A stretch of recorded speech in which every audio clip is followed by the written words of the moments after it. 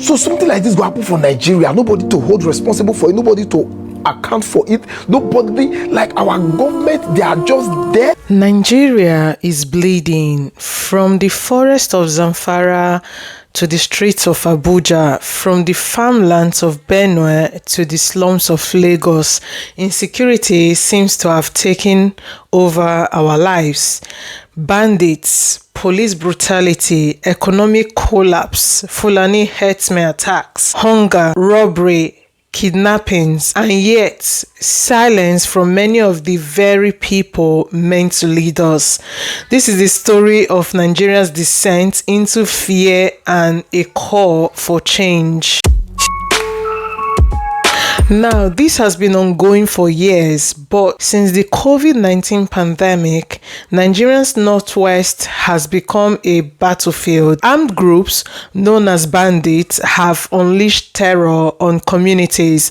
Villages have been burnt, school children have been kidnapped, highways turned into death traps.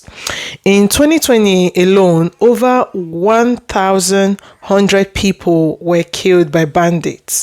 In 2021, over 5,000 were kidnapped. From the Katsina schoolboys in December 2020 to the Abuja-Kaduna train attack in March 2022, the violence continues. Today, over 10,000 Nigerians have been killed by this group since 2023, and despite promises, President Tinubu's administration admits that the roads and rural areas are still not safe. As Nigerians are fleeing from bandits, they also fear the police. If we remember, in October 2020, the youth-led EndSARS protest rocked the nation. Nigerians rose up against SARS, a police unit known for torture, killings, and extortion. On October 20th, 2020, peaceful protesters were gunned down at the Lekki Toll Gate. Amnesty International confirmed at least minimum of 10 deaths.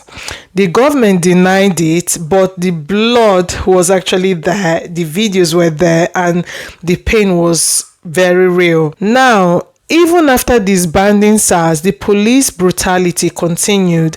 Tear gas, beatings, and killings. In Lagos and Abuja alone, protests marking the Lekki massacre anniversary were violently shut down, and we even remember one of the protesters, Mr. Macaroni, who was dehumanized by the police in the anniversary of the Lekki Toll Gate protest. Now, it's looking like in Nigeria to speak up is actually to risk death. Now, we've got a new monster as well, EFCC. Once a body to fight fraud, it's now becoming a symbol of fear. Young Nigerians with laptops, phones, or simply looking fresh are being arrested in their homes, on the streets, in traffic, wherever. Protests broke out in Ibadan in 2022.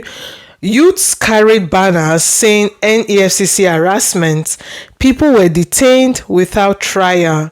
Their crime, owning a gadget. Now it's beginning to feel like a new SARS has arrived, just wearing different uniforms. In the cities, it's not much better. One chance robberies, carjackings, kidnappings, Abuja, Lagos, Port Harcourt, no one is safe. Today, at this complex, we have apprehended 25 criminal suspects who have been engaging in various illicit activities. These suspects are one chance kingpin who have been operating for so many years. Individuals are prepared to provide detailed accounts of their criminal activities and confess to their wrongdoings.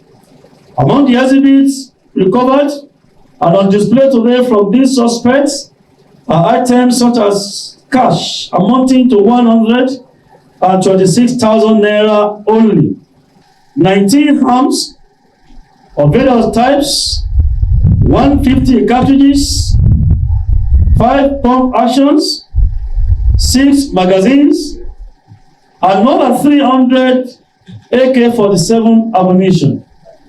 Other various weapons recovered are on display, vehicles, recovered electronic devices, illicit drugs, police insignia, uniforms, and other incriminating materials are on display for you. The first case I want.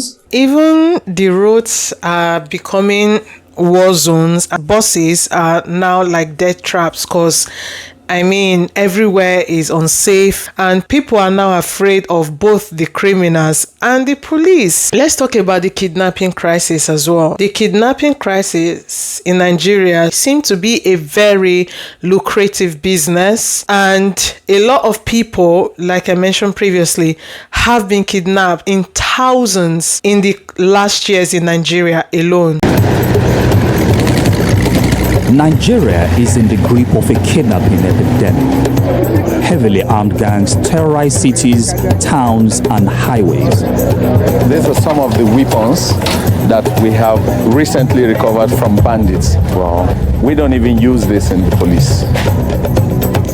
They seem to take anyone at will.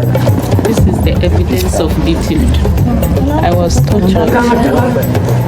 Ordinary citizens, businessmen, even kings. Our people are really touched, and the pain is unquantifiable. With the Nigeria police ranked as the country's most corrupt institution, no citizen can feel safe from the kidnappers. It was terrifying. I felt that was the end for me because I had never seen a gun to my face like that, not so close.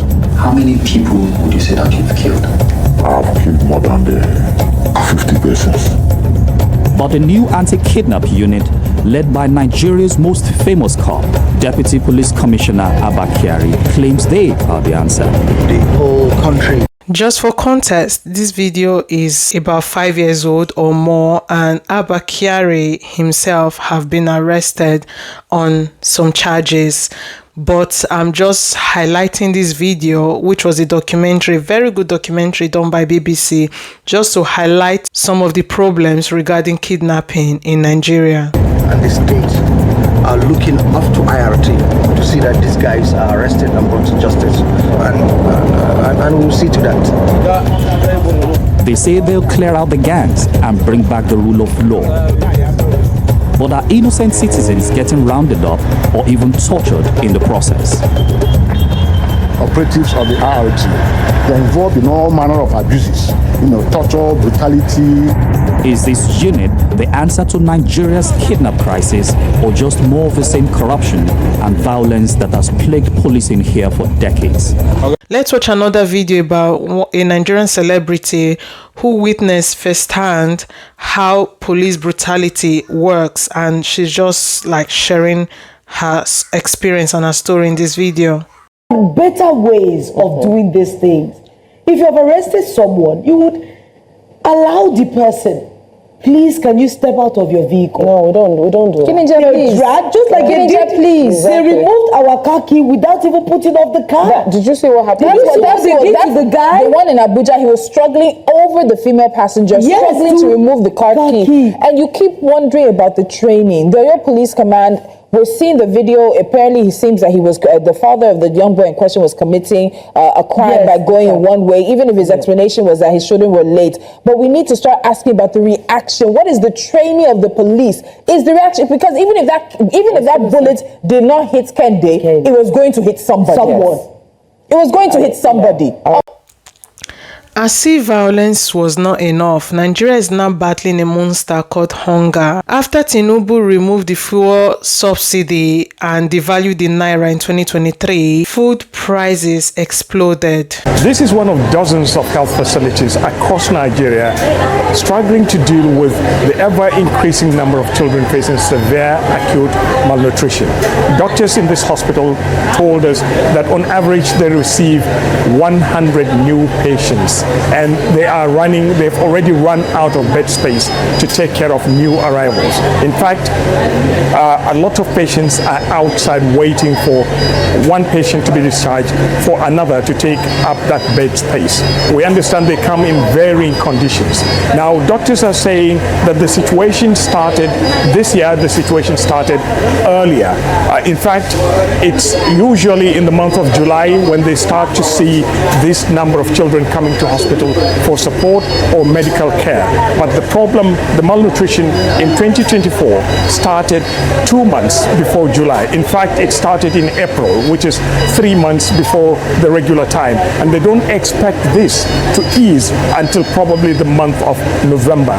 Unfortunately, that video was last year, and unfortunately, it has only become worse even in 2025, as even the rich, or should I say the medium classes, are now struggling to feed or to have 3 square meals per day. Now, a bag of rice now costs over 100,000 naira. Gari has become a luxury. Food inflation has hit 40%, and over 26 million Nigerians now face acute food hunger and insecurity. And this data was just from last year, 2024, which means 2025 now, it's way worse. They say we must tighten our belts, but those in power are renovating mansions while the poor can't even afford bread. And in the heart of Nigeria, Benue Plateau, Nasawara, and other places, farmers are being slaughtered. In June 2025, just this month, over 100 people, or should I say even 200 people, have been killed overnight in Yelewata. I covered this in my previous video. Please feel free to go watch it. Link below. Fulani herdsmen, once cattle grazers, are now militants, or should we call them terrorists? Not all of them, but many of them have become terrorists. Homes have been burnt, women raped, entire communities have been erased. Number 1, this is number 2, this is number 3, this is number 4. For context, for those who have not watched it, this is a video from VDM last week, or on the 15th of June, just about 3 days ago, where he went in person to Yelewata to go see what happened. And when I say I couldn't finish watching this video, I mean it with every fiber in me. This is number 4, this is 5, this is 6. Now look at the skull of this one. This is 7. These are their bones. These are children that were born in this place. As I am counting now, is 1, 2, 3, 4, 5, 6, 7, 8. Just in this room alone. Look at their bones. Look at their bones. Please zoom in these bones. These are bones. Like I said, I can't play the entirety of this video, and I mentioned this in my previous video as well. It's just too much for me to bear as a mom myself. Over 7,000 people have been killed in Benue alone since 2023. Yet, little action, no justice, no outrage. Why? Where are our pastors? Like, where are the churches? Mega pastors who fill stadiums with crusades now all of a sudden are silent. Villagers are being killed. Christians are butchered. But our pulpits stay quiet. Why are tithes more important than truth? When 16 Muslims were killed, their imams protested. But after hundreds of Christians are slaughtered, we hear nothing. Absolutely nothing. Silence, remember, silence in this case is betrayal. The church must rise. The nation needs a voice of moral clarity. Nigeria is at a crossroads. Do we continue down this path of blood, fear, and silence, or do we rise and demand accountability? Let the world hear us. Let our leaders know that Nigeria must breathe again. Like, I post picture at delete time. I post picture at delete time. This is worse. This is disheartening. What? So something like this will happen for Nigeria. Nobody to hold responsible for it. Nobody to account for it. Nobody, like our government, they are just there.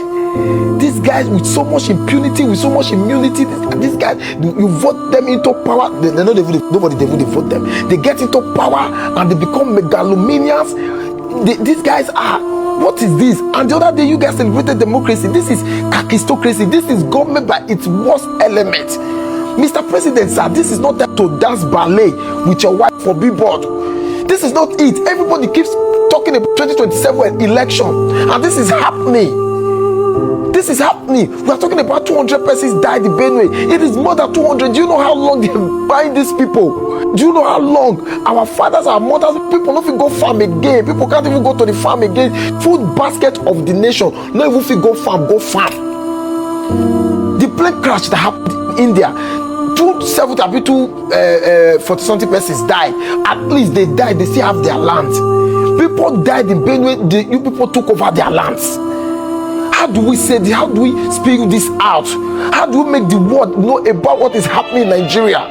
How do we tell the world that we have been having crashes upon crashes in Nigeria? People die every time in Nigeria. How do everybody in the world get to know about this? And you guys are there celebrating yourself, doing a lot of things. Everybody, all your faith, tell them, Burna Boy, Whiskey, everybody, Tiwa Savage, John Jazz, everybody should post. Make all of us just go all out this time. It has gotten to this level. Make everybody go all out. Let's just first of all put it to the whole world that Nigeria is not safe. You beat people and you tell them not to cry. It is no longer even safe for anybody to say in this country. This is disheartening. This is madness. And this is the animals farm. Nigeria has become a dog eat dog society. What did happen for this country? It is crazy. And at the end of the day, all of now they pursue 2027 election. Even the pastors, when they reach time now, all of now go they do prophecy. I see so person winning the election. Now that all of now come to say, una get skills for prophecy. For Bible, when we study prophets, then they go meet kings. Kings now are the governors and the presidents.